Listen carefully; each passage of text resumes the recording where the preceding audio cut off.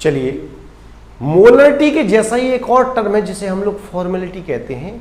Formality के बारे में हम लोग जान लें कि एक मोलरिटी में क्या होता है, मॉलिक्यूलर मास का यूज करते हैं, लेकिन कुछ सब्सटेंस ऐसे होते हैं जिनका मॉलिक्यूलर फॉर्मूला क्लियर नहीं होता है।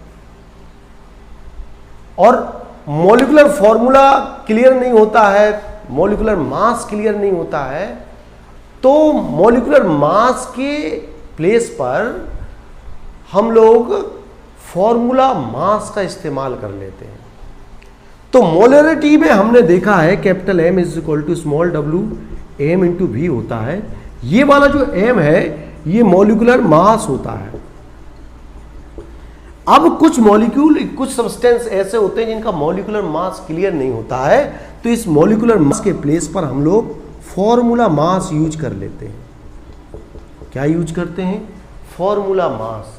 जब हम इस मॉलिक्यूलर मास के प्लेस पर फॉर्मूला मास यूज करते हैं तो ये जो टर्म है मोलरिटी से बदल करके फॉर्मेलिटी हो जाती है, जिसे हम लोग फॉर्मलता कहते हैं। तो एक नया टर्म है कंसंट्रेशन को एक्सप्रेस करने वाला, किसी सॉल्यूशन के कंसंट्रेशन को एक्सप्रेस करने वाला। ऐसे सब्सटेंस, और ये सब्सटेंस बेसिकली आयनिक होते हैं जिनका मॉलिक्यूलर मास क्लियर नहीं होता है, तो मॉलिक्यूलर मास के प्लेस पर उनके फॉर्मूला मास का यूज कर लिया जाता है। तो वही लिखा है, formality of a solution is equal to the number of formula mass of solute present in 1 litre of solution. कि सॉल्यूशन के 1 लीटर में कितने फॉर्मूला मास सॉल्यूट के प्रेजेंट है, इस आधार पर किसी हिंदी मीडियम वाले बच्चे समझ लें, किसी विलयन के 1 लीटर में उपस्थित विलय की ग्राम सूत्र भारों की संख्या, number of formula mass of solute, gram सूत्र भारों की संख्या उस विलयन की फॉर्मलता कहलाती है। और फॉर्मलता को हम लोग फॉर्मेलिटी कह देते हैं, और फॉर्मेलिटी का मतलब हो गया ये।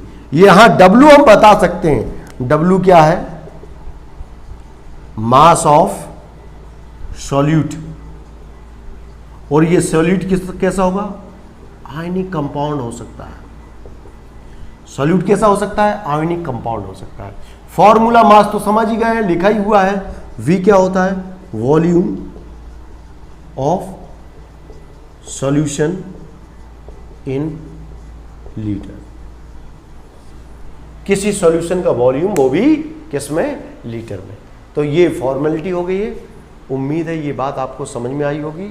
और फॉर्मेलिटी के बारे में समझ लीजिए कि जो मोलरिटी है वही फॉर्मेलिटी है। मोलरिटी उनके लिए होती है जिनका मॉलिक्यूलर मास क्लियर होता है, एग्जैक्ट पता होता है, तो मॉलिक्यूलर मास रख करके मोलरिटी, मोलरता निकाल लेते हैं।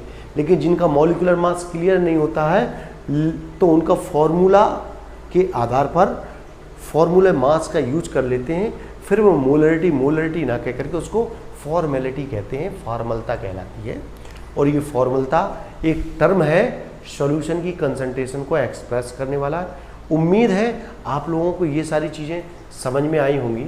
यदि कोई बात आपको समझ में ना आई हो, कमेंट बॉक्स में जा कर के अपने विचार सकारात्मक तरीके से रख सकते हैं। धन्यवाद।